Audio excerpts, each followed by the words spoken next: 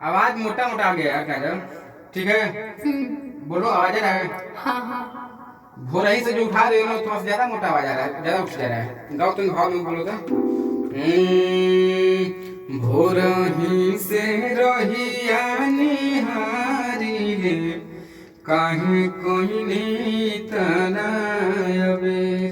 इसको इतना सा भाव में उठाना है ठीक है ना बोलो गाओ तो काजल ठीक है यहाँ से उठाना है देखा देखा मैं हंस रहे होगा चलो मिली को आना ठीक है ठीक है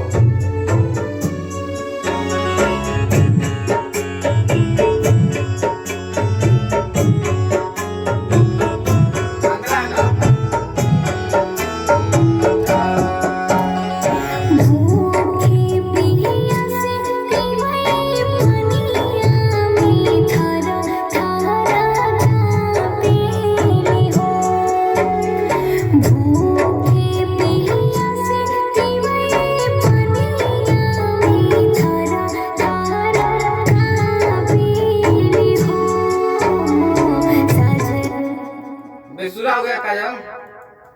ठीक है भूखे तो ये बेसुरा गा दियो आवाज गाओ तो इसको अच्छे से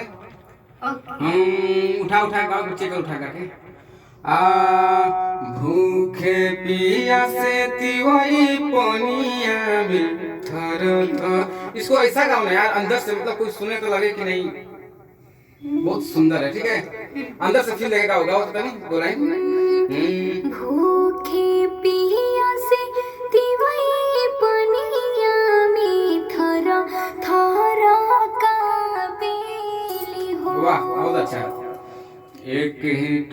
के भूरा ही से तिवई सब पुरबोई ताकेली हो ताकि यहाँ पे लग जाएगा ठीक है के तिवई बुराई से के भूरा ही से तिवई तिवई सब जल्दी बोलना इसको तिवई सब जल्दी बोलना है शॉर्ट में एक के भूरा ही से तिवई सब पुरबोरता के हो ओके ठीक है इसको भाव से गाना है ठीक है काजल ठीक है भाव से गाना उठाना